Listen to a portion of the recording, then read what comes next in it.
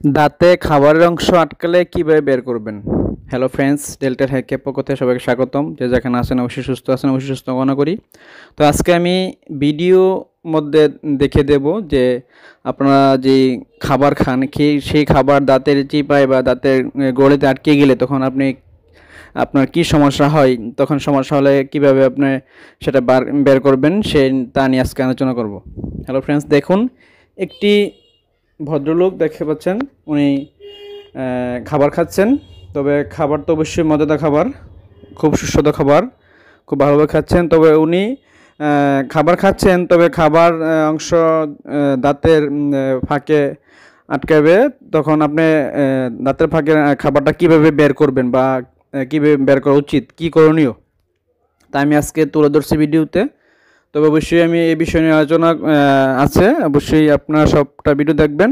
সম্পূর্ণ ভিডিওর মধ্যে আমি আলোচনা করেছি যে দাঁতে সমস্যা হলে কিভাবে বের করবেন। সঙ্গে থাকবেন, অবশ্যই ভিডিওটার মধ্যে আমি সব দেখে দেবো, পরে আমি সবগুলো আলোচনা করব। সবাই শুনতে থাকুন আমার ভিডিওটা।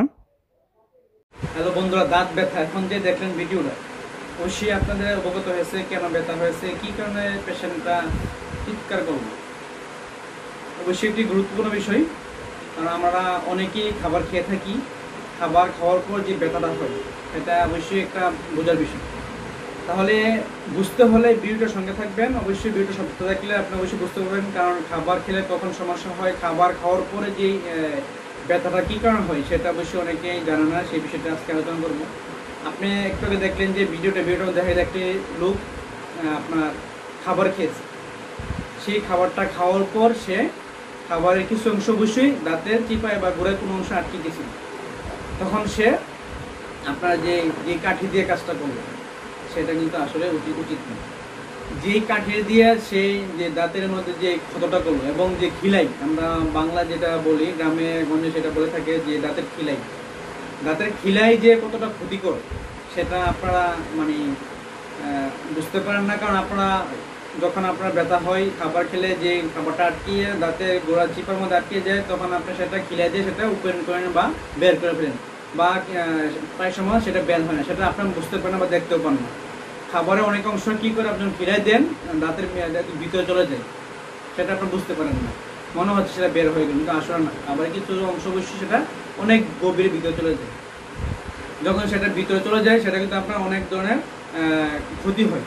কেমন? আপনার খাবারটা আস্তে আস্তে সেটা পচে, সেটা আপনার একটা নষ্ট হয় এবং ব্যাকটেরিয়া সমস্যা হয়। সেই ব্যাকটেরিয়া থেকে আপনার দাঁতের গোড়ালি ক্ষয় হয়ে যায় এবং দাঁতটা আপনার একেবারে নষ্ট হওয়ার পর্যায়ে চলে যায়।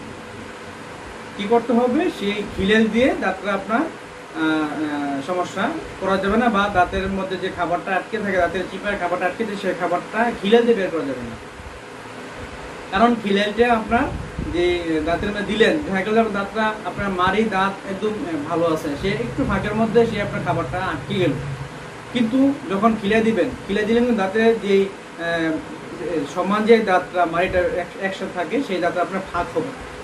খিলেলটা একটু মোটা থাকে, মোটাটা আপনার ভিতরে ঢোকে, সেটা ফাঁক হবে এবং পরবর্তী স্টেপে আপনি যদি খাবার খান, খাবারের অংশ অবশ্যই আপনি যেই খিলেল দিয়েছেন সেই গর্তটার মধ্যে খাবারটা আবার পুনরায় আটকে যাবে।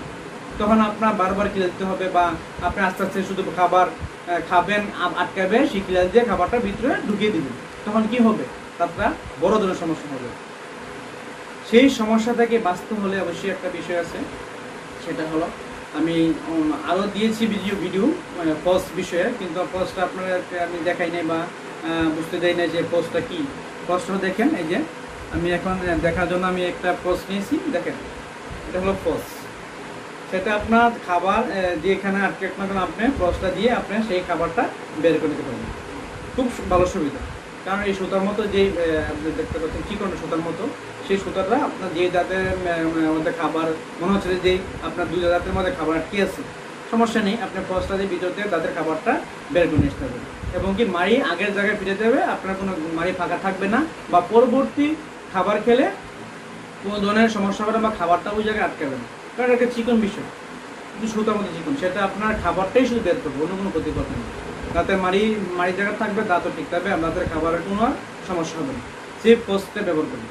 সেই পজটা দিয়ে আপনি আপনার প্রাথমিক যে ব্যথা যদি হয়, বা প্রাথমিক খাবার সমস্যা হয়ে গেছে, খাবার আটকে গেছে, বা খাবারের কারণে আপনার ব্যথা হচ্ছে, অনেকেই এই যে আমি কিছু আগে ভিডিও দেখলেন, সেই পেশেন্টরা কী করলো, আপনার খাবার খেলো, ভালো খাবার, ভাজি খাবার অবশ্যই, সে খাবার খেয়ে সে দাঁতের গোড়ার মধ্যে আপনার খাবার অংশ আটকে গেছে।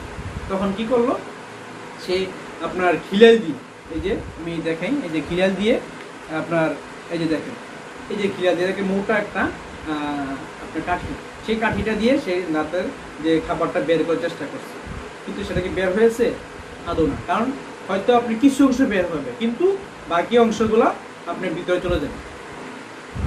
অবশ্যই এটা একটা ভয়ানক বিষয়। তবে খিলাল দিয়ে অবশ্যই আপনার দাঁত ক্লিয়ার করা যাবে না, কারণ দাঁত যদি খিলাল দিয়ে ক্লিয়ার করেন তাহলে অবশ্যই দাঁতের গোড়ের মধ্যে একদম ভিতরে গভীরে খাবারটা চলে যাবে এবং খাবারটা বের করা সম্ভব হবে না। তার জন্য অবশ্যই ডাক্তার, বড় ডাক্তার দেখাতে হবে বা ডাক্তারকে যেতে হবে, কারণ আপনার সেটা আস্তে আস্তে ভিতরে চলে যাবে, বা ভিতরে চলে যাওয়ার সময় বুঝলেন না, কিন্তু সেটা আপনার পরবর্তী কোনো বড় ধরনের কিন্তু সমস্যা হবে, যে ব্যথা হচ্ছে, গোড়ের মধ্যে পুঁজ হয়ে গেছে, ইনফেকশন কোথেকে আসবে? এটা কিন্তু আপনি এই খাবারটা থেকে আসবে। যখন খাবারটা ভিতর থাকবে সেটা আস্তে আস্তে ব্যাকটেরিয়া পছন্দ পচে, কিন্তু ব্যাকটেরিয়া হয়েই বই। যখন ব্যাকটেরিয়া হবে তখন আপনার দাঁতের গোড়ে ইনফেকশন হবে, বা দাঁতের আপনার যে পালগুলো নষ্ট হয়ে যাবে, বা দাঁতের কোনো অংশ ক্ষয় হয়ে যাবে, ক্ষয়ে ছিদ্র হয়ে যাবে, ছিদ্র হয়ে কিন্তু আপনার খাবারের অংশ সেই এই ভিতরে ঢুকে সেটা আপনার একদম বাদ হয়ে যাবে। শুধু আপনি একবার খাবার খেলেন, সেই খাবারটা পচবে না, সেটা আপনার বারবার যত খাবার খাবেন ওই ছিদ্রটা দিয়ে আপনার খাবার ঢুকে যাবে। তাই খিলাল অবশ্যই ব্যবহার করবেন না, সেটা আপনার বাদ দিবেন, কারণ খিলালটা ব্যবহার অবশ্যই ক্ষতিকারক। আমি যে ফলসটা বললাম, সেই ফলস দিয়ে আপনার এই খাবারের অংশটা বের করে নেবেন।